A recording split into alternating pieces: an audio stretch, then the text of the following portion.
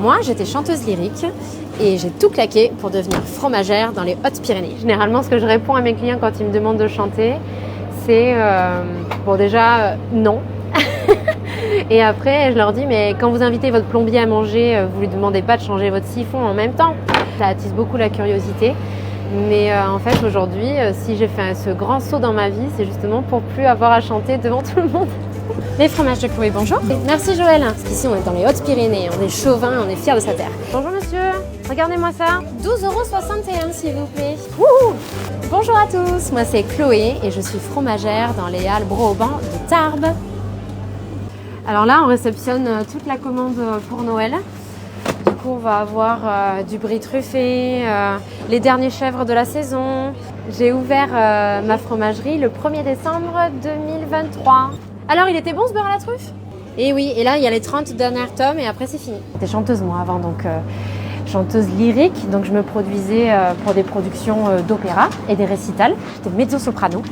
Et donc en fait, quand il y a eu le Covid, bien sûr, tout le monde du spectacle a été privé très très longtemps de pouvoir chanter, de pouvoir se produire, pouvoir jouer pour les instrumentistes. Et donc du coup, moi, rester sans travailler, c'était impossible.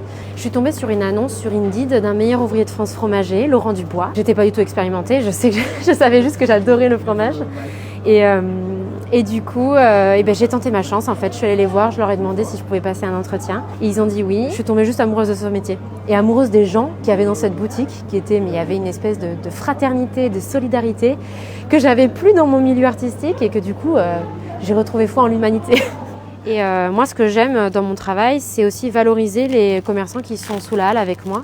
Et donc du coup, je collabore très souvent avec Hugo, qui est mon compagnon bien sûr, mais pas que, qui est aussi primeur juste à côté de moi, qui a des produits d'une qualité exceptionnelle. C'est ail des ours et poivre de Campote. La musique, on a ce besoin d'avoir ce lien très fort avec le public. Sans le public, on n'existe pas vraiment. Et donc du coup, le lien avec le fromage, c'est que c'est un produit de partage aussi. Je suis dans le lien social avec les gens toute la journée. Ils me demandent souvent de chanter, bien sûr. Alors je leur explique que chanter, c'était ma vie d'avant. Et qu'aujourd'hui, après 3 ans de stand-by, ma vie aujourd'hui, c'est le fromage. J'ai plus envie d'être cette espèce de petite jeune femme boule à facettes, en fait. J'ai envie d'être moi-même. C'est pas beau, ça?